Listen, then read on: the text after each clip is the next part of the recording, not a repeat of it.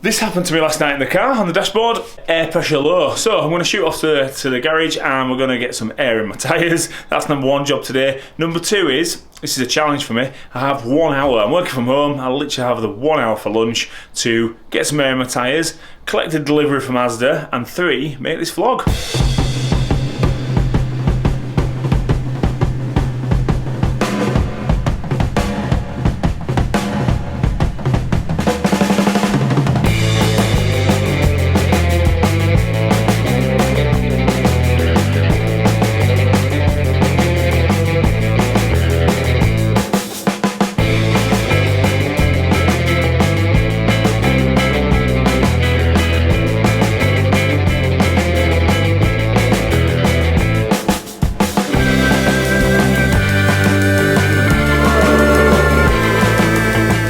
Right, welcome to the vlog. I am done. Tyres are nice and pumped up and we can actually talk about what we'll talk about today. Now, oh, hang on a minute, no, I'm lying to you. I've got to tell you the truth, the tyres are not pumped up.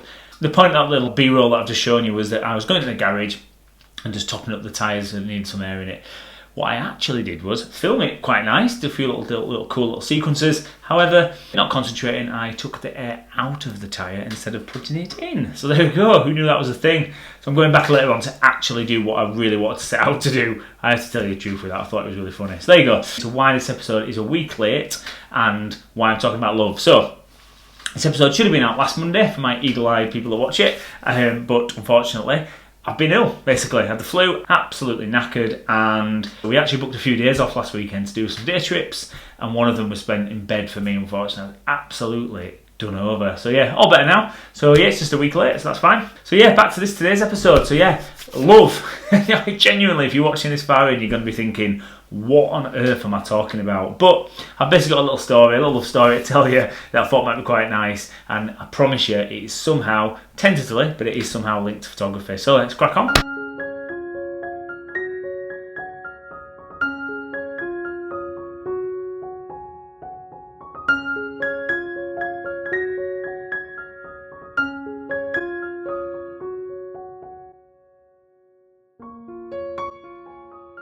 So it starts like another love story. My cousin introduced me, decided to invite me for a coffee with his wife down at the local coffee shop and introduce us. And I'm sat across the table. As you know, you get a cup of coffee, he introduces us, instant attraction. I have never experienced anything like this before in my life. I mean, I'm looking across the table and suddenly the world makes sense. And that is what I felt. I'm talking, my palms are sweating. Every time I was asked a question, I felt like I just swallowed a bucket of sand. I couldn't get my words out. And all I was doing all afternoon is thinking, just get through this afternoon, play it cool, play it casual. But every time I looked across that table and I saw them, oh, beautiful, stunning silver eyes looking back at me, I knew I was a goner. So I managed a coffee, managed a little bit of a scone, and the afternoon went really well. We played, I had an absolute blast, and as soon as I walked out of that building, I knew my life was never going to be the same again.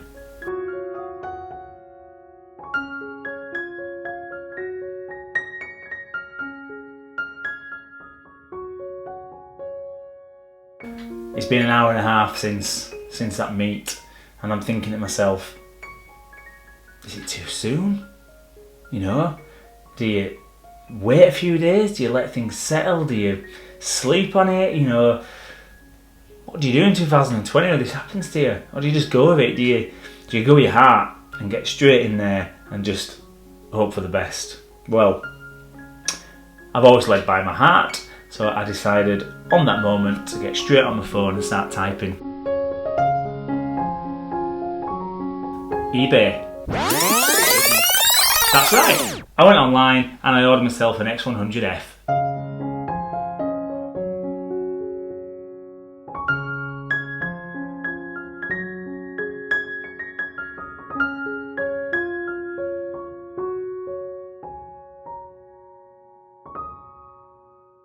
I'd waited 16 months. Oh my god, I love these cameras so much. And it took one coffee with my cousin who whipped an X100F out to make me jealous. And I went home that night and I bought one. I am a child, I know that, my wife killed me. However, I've been wanting one for so long, and I knew, particularly getting into the street a lot more, knowing that my time with landscapes is really limited, so I wanted to make sure that I could get out in Manchester so much more. The Fujifilm just made total sense for me. This is the bad boy. Now I want to tell a little story about this because I'll give you two complete opposite people. Me and my cousin are so alike in so many ways, it's great, but we're so different as well. So he researched buying his Fujifilm for 3 months. He looked at the shutter count, he looked at the quality of it, he looked at the state of it, and he particularly bought one that's basically it's brand new. It just looks absolutely brand new. For me, complete opposites. Looks aren't everything for me really. I love the look of it in general. Like, you know, if I've put this up, if you've even, you know, looked at cameras for more than 5 minutes, this is a Fujifilm. You just know it. It's gorgeous. However, like the little bits, I'm not bothered about. I'm bothered about scratches. I'm not bothered about, you know, looking a bit grim. As long as it's no lens dust and no damage and it works, that is all I care about. So it puts me at a little bit of advantage for eBay because, as you know, no one likes that type of stuff. I went straight onto it and I found one really quickly, a used X100F, and honestly, it's got really quite deep scratches in it. It works perfectly. I took it into my local camera store, Real Camera in Manchester. I use a lot, and they're really good guys. And we had a chat, and I showed them. We looked at it. It's absolutely perfect. There's no difference in that apart from cosmetic. So for me, I just think it shows. I guess I treat cameras, and it's a bit weird, but I do treat cameras a little bit like they're, you know, alive, so I get really attached to them. So I just think it just shows a little bit of history about it, you know, a little bit of scars, a little bit of, you know, it shows it's been out, it's been worked, and I'll be the same, I'll drop it loads of times, I always do. So for me, cameras are there to be used, and you create things from them. They're not there to be sat and stared at. So that's just a little bit of my philosophy, if you like, on that. Right, so why did I buy this camera?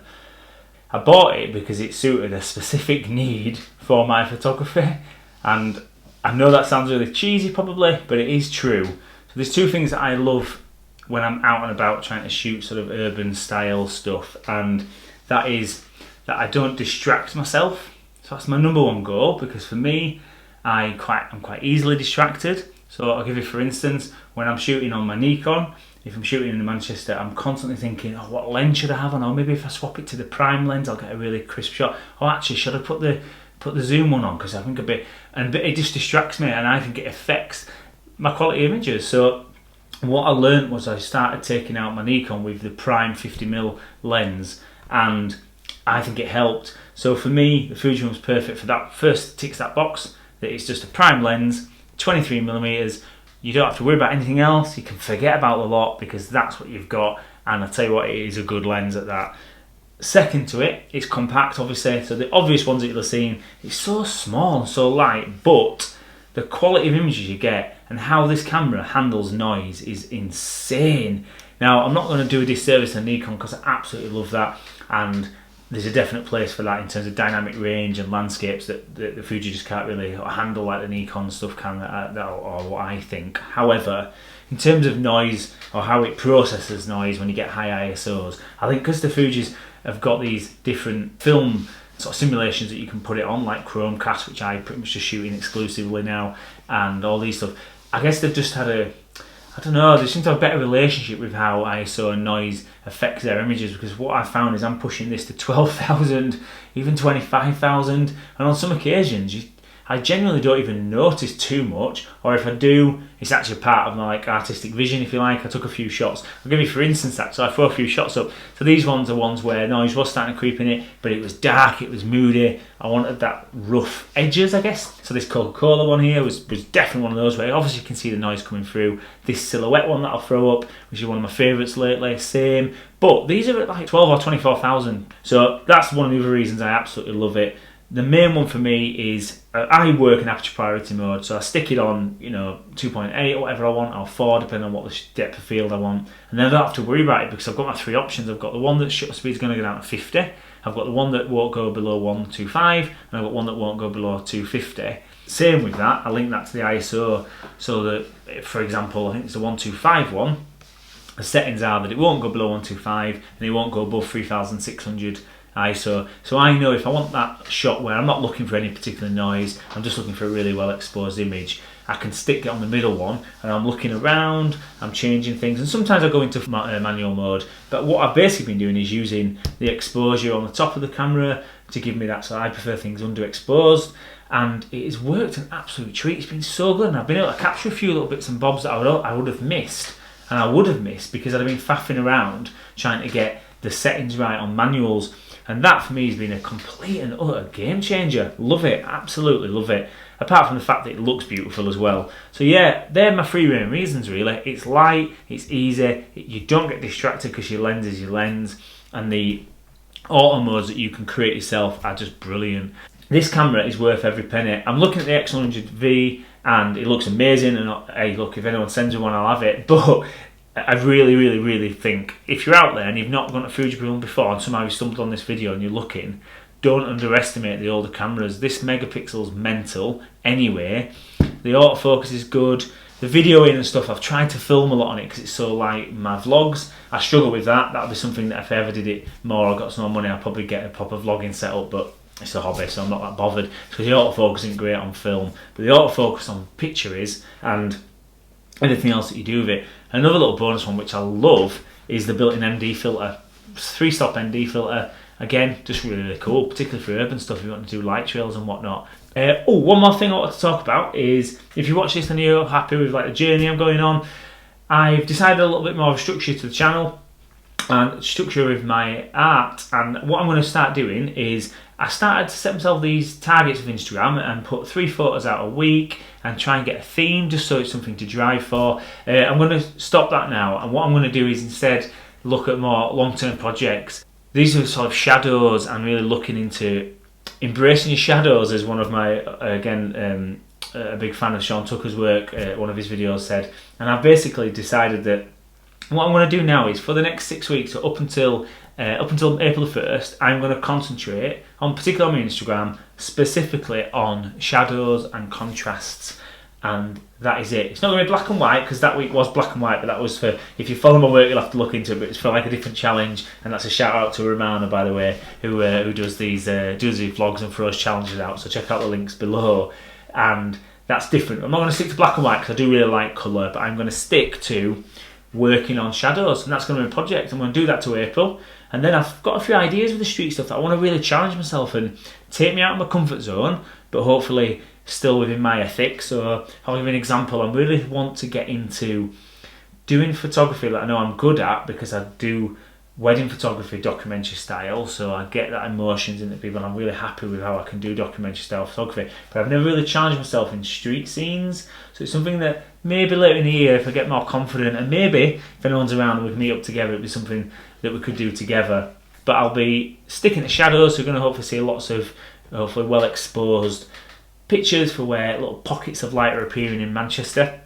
And then I'm going to do that for the next 6 weeks, and then I want to pick another one, and I'm basically going to try and spend a month or hopefully 2 months on one particular subject, whether that's hats or cigarettes or shoes or something. It sounds daft. I think I'm going to zone into that and just take on these long-term projects to try and really help me, and I think it'll be really good, and I think it'll start to really come across. Same time, if I can ever get a chance to go out and do the stuff I absolutely love, like landscapes, I'm going to do that, and I'll probably stick that on Twitter. So make sure you follow me on Twitter as well as Instagram if you're into that stuff, to make sure you don't miss any of that out. But that is it today. So really appreciate it. Thanks for watching, and I hope you have a really good week and a weekend if it's there. Don't forget to comment and like and share. It really does give the channel like a lot of help if you share it. Helps with the algorithm. So yeah, give it a like and give it a share. And thank you very much for watching. I will see you all next time. Hope you're all alright.